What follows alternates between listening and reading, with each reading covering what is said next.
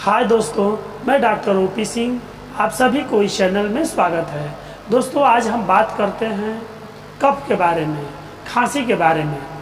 दोस्तों, खांसी दूसरे बीमारियों का लक्षण मात्र है। जैसे हमारे फेफड़े में कफ का जमा होना, गले में सूजन होना, टॉन्सिल का बढ़ना या पक जाना, तमाम परेशानियों में हमें खांसी हो जाती है। तो दोस्तों, इसके लिए चलिए हम समझते हैं कि हमें क्या क्या लक्षण होगा। उसके लिए हम होम्योपैथी दवा क्या क्या उपयोग कर सकते हैं। तो चलिए, पहली दवा मैं बता रहा हूँ, इपीकॉक 30 पावर। इपीकॉक 30 पावर दिन में 3 से 4 बार लें। ये कब लें? जब बलगम ढीला हो, चलते समय रोगी हांफने लगे, जीभ साफ हो, तो ऐसी स्थिति में इपीकॉक 30 पावर को दिन में 3 से 4 बार ले। दूसरी दवा है एंटीमोनियम टार्ट 30 पावर।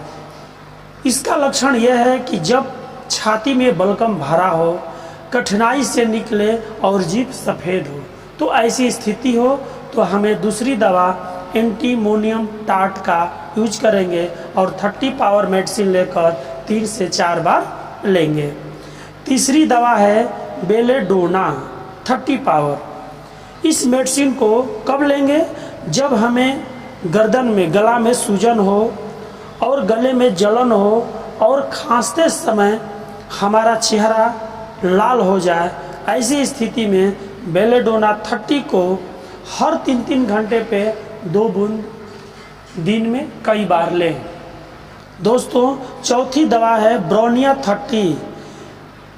इसका लक्षण है कि खांसते हुए छाती में दर्द होता है और हाथ से दबाने से आराम मिलता है।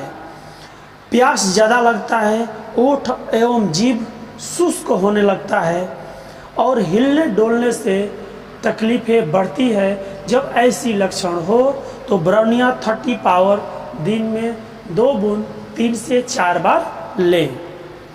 दोस्तों, पांचवी दवा हिपरसल्फ है। हिपरसल्फ 30 पावर, इसको दिन में 3 से 4 बार लें। कब? जब हमें खांसी शुष्क हो, सूखी खांसी हो और चेस्ट में घड़घड़ाहट की आवाज़ हो, बलगम भरा हुआ हो और ठंडी चीज़ें से हमें तकलीफ़ बढ़ रही हो और गर्म चीज़ों से हमारी तकलीफ़ घट रही हो। जब ऐसी परिस्थिति है तो हिपरसल्फ 30 पावर को दिन में 3 से 4 बार लें। दोस्तों, छठी दवा मक्सॉल।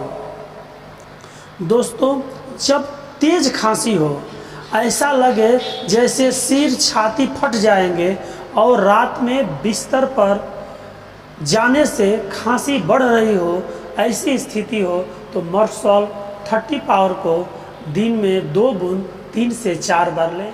दोस्तों, जो मैं दवा बताया वो ईजिली किसी भी होम्योपैथिक दवाखाना से मिल जाएगा। अगर आप लोगों को विशेष परिस्थिति हो, ज़्यादा तकलीफ़ हो, तो किसी भी डॉक्टर के देख रेख में ही दवा लें, सलाह लेकर ही दवा लें। और इस दवा को जब ले रहे हो तो परहेज भी करना होता है। जैसे बैगन है, मीट मछली है, अंडा है या ठंडी चीज़ों से भी परहेज रखें।